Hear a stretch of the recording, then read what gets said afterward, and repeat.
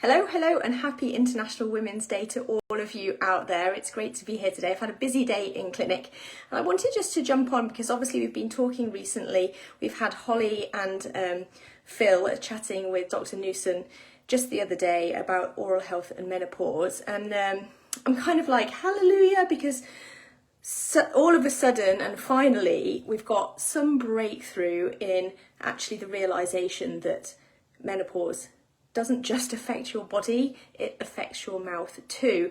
And if anybody's been watching my work over the last 12 to 18 months actually, I've been really focusing on trying to raise awareness of the impact that menopause can have on oral health. I'm a dentist, I've been a dentist for 20 years, and I have a real keen interest in women's health in general. And what I began to realise going back 12 to 18 months ago is that actually there's very little known about the oral health impact of not just menopause, but perimenopause, menopause, and the time after menopause, postmenopause as well. There's very little known about it, and there's absolutely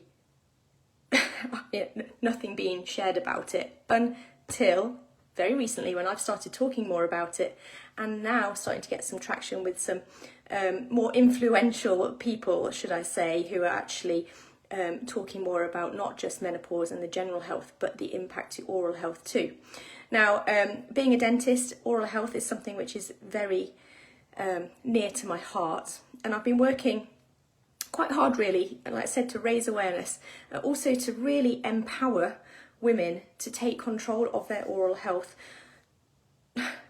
at home with self-care and sharing tips, techniques to actually help you to reduce your risk of future dental problems.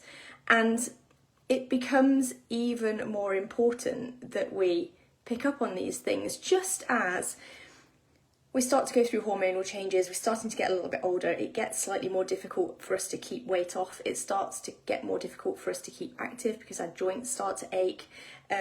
We maybe even start to feel less attractive in ourselves because lo and behold, we're now noticing the signs of aging too, which all comes with part and parcel of the estrogen decline and more.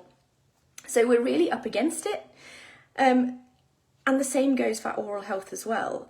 Things just get slightly more challenging as we get older, and when we add in things like hormonal change, it becomes this almost sort of perfect storm, as I liken it to make things even more difficult for us. I really do believe that we have the opportunity to kind of switch on, pay attention, and start taking things into our own hands by improving our own oral health with simple self-care measures that we can all do at home. That said, months and months ago, I actually created a signature talk, which is called Menopause Mouth, Symptoms, Signs and Self-Care. I've delivered it a number of times, and then I've sort of changed my focus a little bit to delivering more oral health advice. Now, I have this signature talk, it is ready to go. I think it's fabulous. If you're interested or if you're worried about the impact or the possible impact of perimenopause, menopause or postmenopause on your oral health, and you want to understand a little bit more about the signs to look out for, the symptoms that you may suffer, and probably most importantly, 6 self-care strategies that you can implement for yourself at home to reduce your risk of future dental problems, reduce your risk of gum disease, reduce your risk of potential tooth loss in the future as well, then do let me know. If it's something that you might be interested in, I will look for a date in my diary where we can get together and go through this seminar together.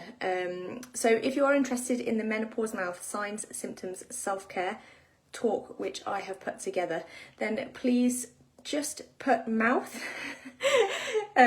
type mouth in the comments, and I will connect with you and I will find a date in the diary that works. But you know, I really do encourage you to come along, because even if you're not suffering from any problems with your mouth right now, you have the potential, there's a risk that you may do in the future. So being forearmed is forewarned, basically.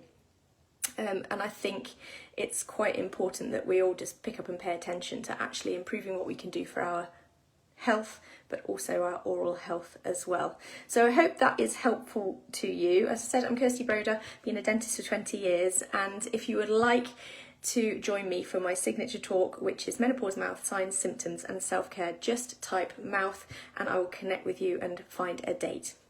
Bye for now.